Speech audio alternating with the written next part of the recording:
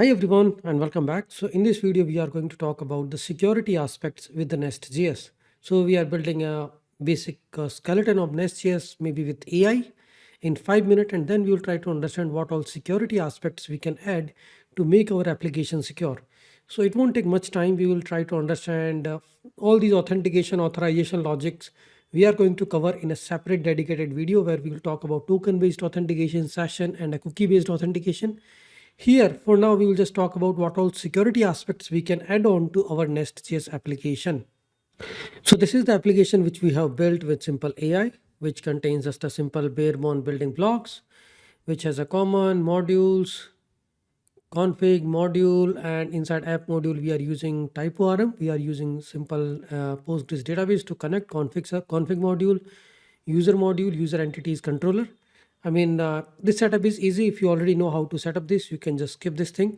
Now what we are going to do is how to add on each and every security aspects of the Nest.js in this.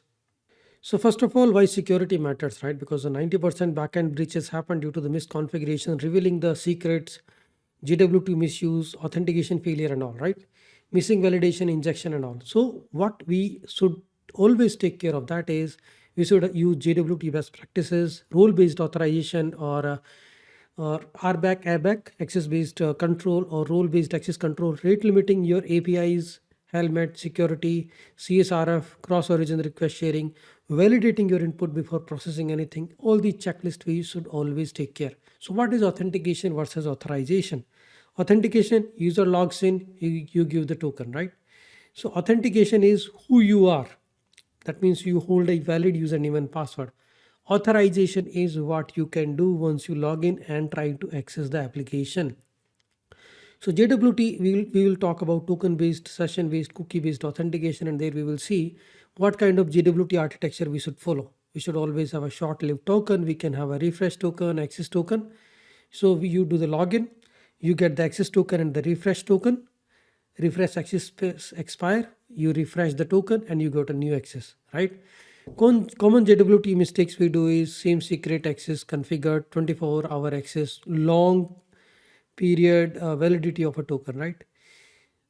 JWT production best practices are like, okay, short access expiry, hash the refresh token in the database, create this, blacklist the compromised tokens or users.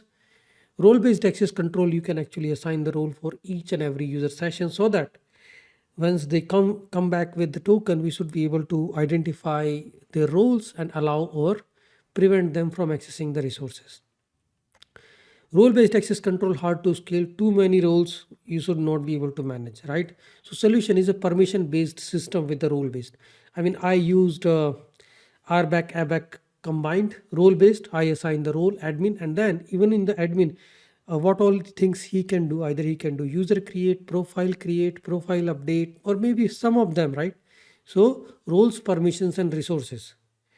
Root level we have our roles, then we have permissions, and then on top of that we are assigning access on the resources. So role is admin, permission is user colon create. This can be a string which we are decoding in the token or somewhere in the database. All these permissions can be assigned. So it's like you can build a policy engine with these custom libraries. Rate limiting, obviously if somebody is misusing your APIs, you should be able to add a rate limiting either at the API gateway level or build your own rate limiter in the middleware. So these are all, this is something which you should do right away. Enable just helmet as a security header, add a helmet module for your Nest.js application, CSRF protection. So it enables the content security policy, frame options, content type options. So all these basic level of security of XSS and CSRF protections is enabled by the helmet. Cross-origin resource sharing, who can access your APIs from the API gateway layer or from the APIs allowed on a particular specific domain. So no any random person start accessing your APIs from their web application, right? Input validation, SQL injection, overposting, we using global validation pipe, whitelisting the allowed properties, transform the payload types. Validation pipe, I'm talking about the Nest.js, but input validation for the SQL injection, because nobody should be able to inject a script which you are passing down to your DAO layer. Okay, so validation, authentication, authorization, rate limiting, security headers, logging, monitoring, and infrastructure. So there are like many things, but in this video, we'll talk about the basic stuff which we can add at the code layer. So these are the different aspects I was talking about, like enable cores, right? That on the NestJS app instance that is enable cross origin request sharing with the proper configuration. Okay, this is allowed from these origin for all these methods, and these are the allowed headers, right? Then another thing which I see is if because you are exposing Swagger, right? Another thing is you can add just to add bearer auth. That means if you wanted to access the private API routes, then you need to add pass the JWT token. Just a bearer auth, that is just for documentation. Then validation pipe. Validation pipe is important here because what I'm doing is here use global validation pipe. Transform option true, transform true, forbidden, known, whitelisted. So anything which is not listed will be removed. And here you can see app.use helmet. Helmet is actually module which you need to install. Here I did. This is for security aspect. Okay. App.use helmet. Helmet can build a content security policy for us like default SRC, style SRC, image SRC, and script SRC. Cross origin embedded policy false, and cross origin resource policy is cross origin. So this is the content security policy. Like CSP headers will be sent to the client from the APIs. So these are the two things which you see here. First is enabling the validation pipe, extending this NestJS Swagger docs to show the JWT token in the header. Obviously, our API should also support the token-based authentication. Once you do the login, we should return a token, and then they should enter only with the valid token. So all those things we can do with the passport local strategy. Another important aspect which we have added is a throttle guard. I mean, I run mostly Lambdas, but if you are running NestJS on a particular server like EC2 virtual machine, then you can add a throttle guard and register that as app level app guard throttle guard. And what this throttle guard is doing, let's see, it's in NestJS throttler, and you can just enable because it's a NestJS internal core module provided by NestJS. You don't need to worry much about configuration. Throttle module.for root async, dynamic initialization of this module. Then you can just in the TTL limit is 3, medium 10,000. Okay, name long, so you can actually specify your limit if you have enabled it. And this is how you can enable the security. If the security is enabled, security is coming from the config object, then you can initialize it like this. Short-lived period, limit is 3, limit is 20, and the limit is 100.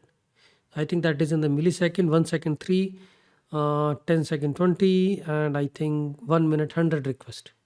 So this is like a throttle guard, that it's like custom middleware added at the app instance. And what it does is, you can see here, security handle middleware and request logging middleware.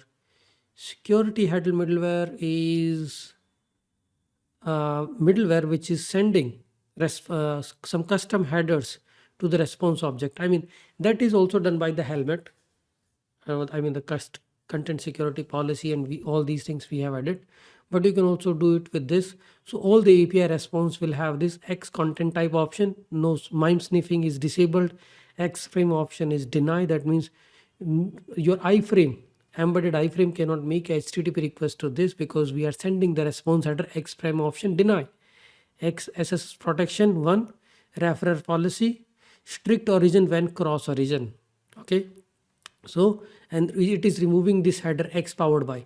I think helmet also provide these things. Either you can also use helmet, or you can write a custom middleware and send these custom headers in each and every response, because we have registered it at the main.ts app level.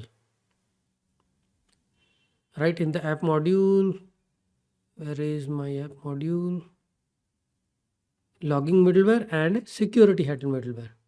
And I have added this rate limiter, throttle guard, rate limiter and throttle, that will add some basic layer of security to your NestJS application.